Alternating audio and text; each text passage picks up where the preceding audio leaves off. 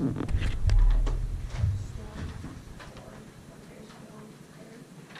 there's warm air, good. Anything else y'all know about weather?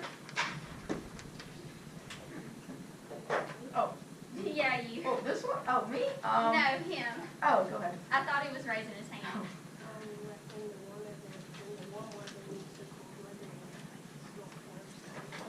Okay, so y'all have already kind of talked about fronts, warm and cold fronts a little bit. What about this weather this past week? Did fronts make that happen?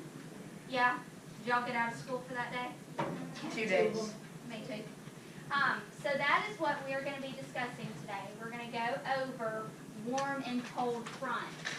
And I had a video that explained it, but we can't look it up, so we're just going to go straight to this.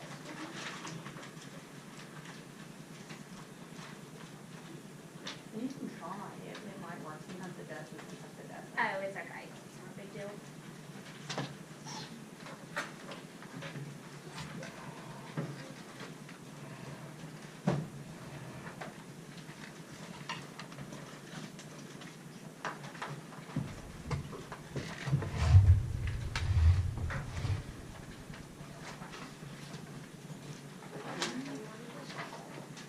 Yes, please.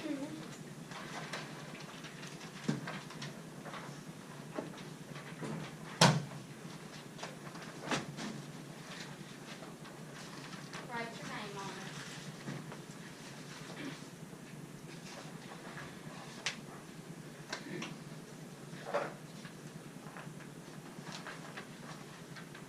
Okay, the first thing I want you to do is my copy machine didn't make it in color, so we have to look at the first page to figure out which one's going to be a cold front and which one's going to be a warm front, okay? So I want you to turn to the first page, figure 1, types of fronts. And on the cold front, the arrows at the top are blue. So just write cold, maybe. This one's cold. The arrows at the top, and then that line right there, those are blue, so that's going to be your cold front coming in. So just write cold right there. Says The top arrows and this line right here are blue, so that's a cold front. And the arrows on the bottom are going to be red, so that's warm. That's your warm front coming in. Everybody see it?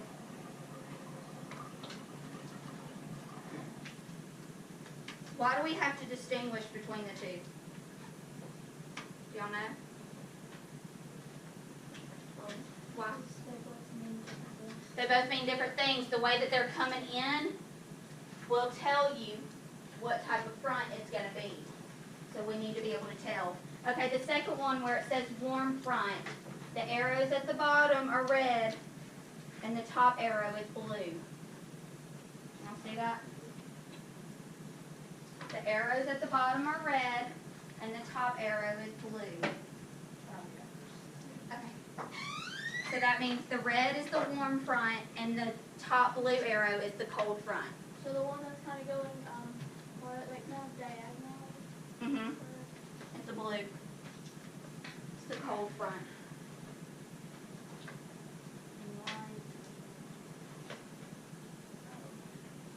So that's the cold and that's the warm.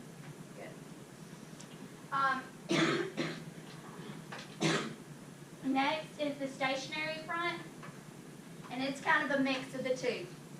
So y'all can put both cold and warm front. And then the occluded front is the top arrows are blue, the bottom arrows are red, and the middle line is purple because both of them are pushing towards each other. The top arrows on the occluded are blue, the bottom arrows are red,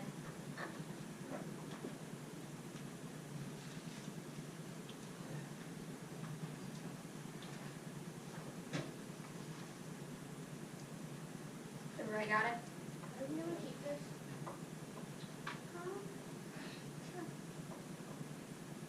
Unless my teacher tells me I need to take it up. Okay, everybody got that? Okay, great. We are going to, I'm going to show y'all what we're going to do, and then we're going to break off into groups. So, we're gonna go over the first part, the principle. Does everybody see the principle? Point to it. Thank you. We're gonna read through this, and we're gonna highlight 4 important facts. Yes, ma'am? Pencil, you can underline it too. So you will either highlight or underline it. Got it? Great. Okay. Fronts are zones of transition between 2 different air masses. The zone may be 20 miles across or it may be 100 miles across, but from one side of the front to the other, one clearly would sense that the properties of an air mass had changed significantly. The frontal zone represents the leading edge of a wedge of cold, cool air. If the wedge is moving into an area of warmer air, the front is called a cold front. If the wedge is retreating and the warmer air is moving into an area previously occupied by cool air, the front is termed as a warm front. So the first thing I want you to underline is fronts are zones of transition between 2 different air masses.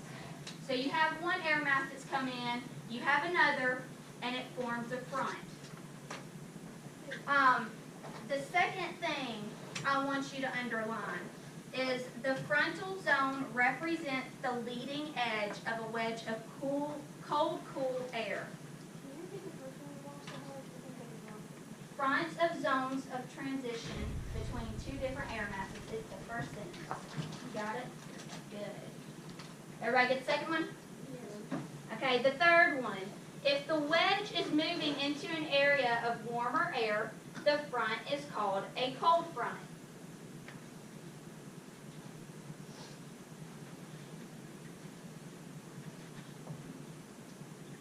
And the last one.